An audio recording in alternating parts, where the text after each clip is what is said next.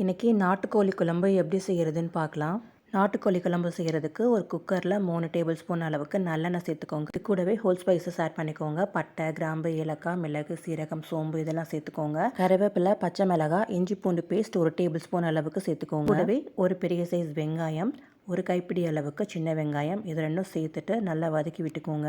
கூடவே ஒரு பெரிய சைஸ் தக்காளி சேர்த்துட்டு வதக்கி விட்டுக்கோங்க. நாட்டுக்கோழியில் உப்பு, மஞ்சத்தூள் சேர்த்து நல்லா வாஷ் பண்ணிவிட்டு இப்போ சேர்த்துக்கோங்க. 10 நிமிஷத்துக்கு சிக்கன் நல்லா வதங்கினதும் இதில் 1/2 டீஸ்பூன் அளவுக்கு மஞ்சள் பொடி சேர்த்துக்கோங்க. கூடவே 1 டேபிள் ஸ்பூன் மிளகாய் பொடி, 1 டேபிள் ஸ்பூன் கரம் மசாலா சேர்த்துக்கோங்க.